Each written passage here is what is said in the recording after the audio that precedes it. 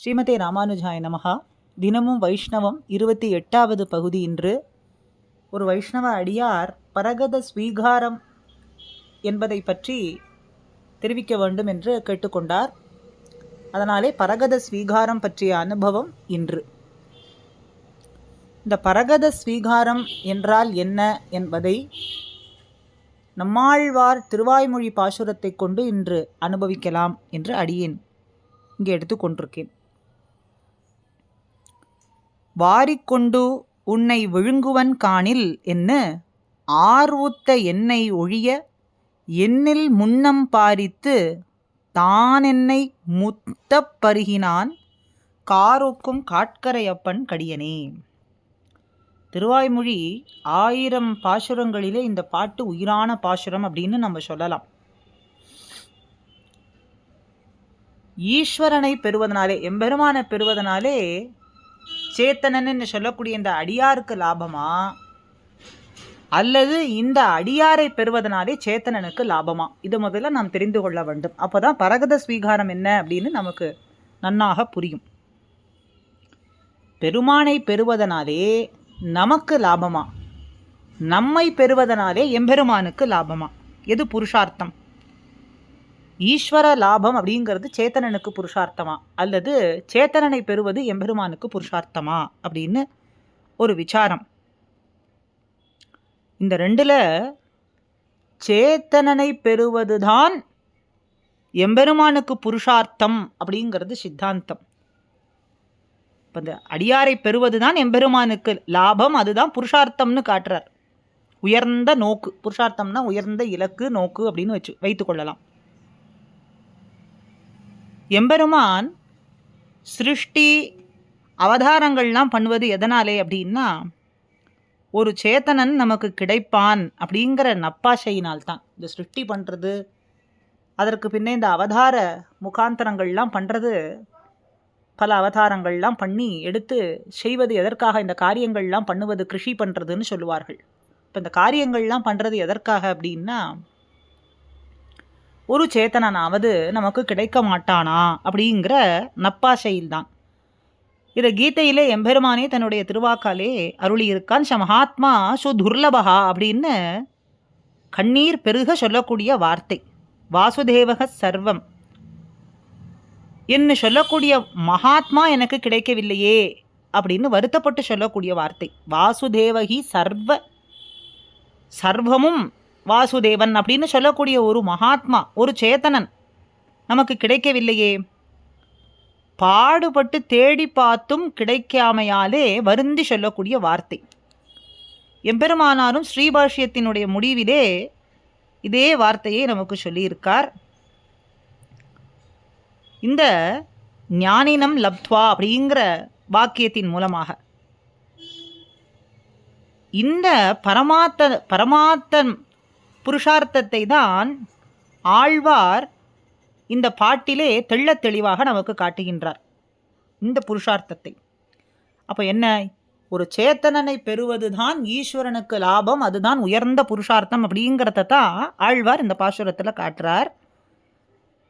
என்னில் முன்னம் பாரித்து தான் என்னை முற்றப் பருகினான் அப்படிங்கிறது தான் நெஞ்சை உருக்கக்கூடிய வார்த்தை. உன்னை காணில் வாரிக்கொண்டு விழுங்குவேன் அப்படின்னு ஆழ்வார் ஆசைப்பட்டிருந்தார். எம்பெருமானை பார்க்கும் பொழுது அப்படியே நான் உன்னை மொத்தமாக வாரிக்கொண்டு விழுங்கி விடுவேன், உன்னை பார்த்தால் அவ்வளவு ஆசை எனக்கு உன்னை பெற வேண்டும்னு. உன்னை காணில் வாரிக்கொண்டு விழுங்குவேன் அப்படின்னு ஆழ்வார் ஆசைப்பட்டிருந்ததாகவும், இவருடைய ஆசைக்கு முன்னே நெடும் நாட்களாக எம்பெருமான் இவர் விஷயத்தில் ஆசைப்பட்டிருந்தான், அதை தலைக்கட்ட பெற்றான் அப்படிங்கிறத இந்த வரியில காட்டுறார். அடுத்தது தான் என்னை முத்த பருகினான் அப்படிங்கிற வார்த்தையினாலே உன்னை காணில் வாரிக்கொண்டு விழுங்குவேன் அப்படிங்கிறது எம்பெருமானை பெற வேண்டும் அப்படின்னு சேத்தனனுக்கு இருக்கக்கூடியது. ஆனா இவர் கொண்டிருக்கக்கூடிய ஆசை, இந்த இடத்துல ஆழ்வார் பொதுவா சேத்தனன், ஒரு மகாத்மா, ஒரு அடியார், அவன் கொண்டிருக்கக்கூடிய ஆசையை காட்டிலும் எம்பெருமானுக்கு நெடுநாட்களாக இவனை பெற வேண்டும் அப்படிங்கிற ஒரு பரிதவிப்பு, ஆசை, லாபம் எப்படி வேண்டுமானால் வைத்துக்கொள்ளலாம். அதைத்தான் என்னை முத்த பருகினான் அப்படிங்கிற வரினாலே இதை நாம் தெரிந்து கொள்ளலாம். அப்போ ஸ்வகத ஸ்வீகாரத்தை காட்டிலும் பரகத ஸ்வீகாரம்தான் வலியது. ஸ்வகத ஸ்வீகாரம்னா நம்முடைய முயற்சியால் நாம் அவனை பெறுவது. பரகத ஸ்வீகாரம்னா எம்பெருமான் நம்மை பெறுவது, அவனே வந்து நம்மை பெறுவது. அப்போ ஒரு சேத்தனானவன், ஒரு அடியானானவன் எம்பெருமானை பெறுவது, அதுதான் லாபம், அதுதான் புருஷார்த்தம்னு நினைத்து கொண்டால் அது ஸ்வகத ஸ்வீகாரம். எம்பெருமான் இவனை பெறுவது, அடியாரை பெறுவது, சேத்தனனை பெறுவது, அதுதான் லாபம், அதுதான் புருஷார்த்தம் அப்படின்னு சொன்னால் அதுதான் பரகத ஸ்வீகாரம், பிறராலே ஸ்வீகரிக்கப்படக்கூடியது. அப்போ இந்த இடத்துல பரம புருஷனான எம்பெருமானாலே ஸ்வீகரிக்கப்படுவது, ஏற்றுக்கொள்ளப்படுவது. அப்போ பரகத ஸ்வீகாரம்.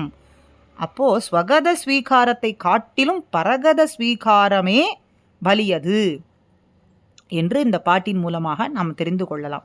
இதுக்கு மேலேயும் பாசுரங்களில் பல இடங்களில் என் உயிர் உண்டமாயன், என்னுயிர் தான் உண்டான், என்னை முத்தவும் தான் உண்டான் அப்படின்னு எம்பெருமான் உண்டபடியை எல்லாம் காட்டுறார். அப்போ உண்டவனுக்கு தண்ணீரும் அபேட்சிதமாயிருக்கும். அதனாலே இந்த இடத்துல சொல்கிறார், இந்த பாட்டில் தான் என்னை முத்த பருகினான். உண்டவனுக்கு தானே தண்ணீர் வேண்டி இருக்கும்.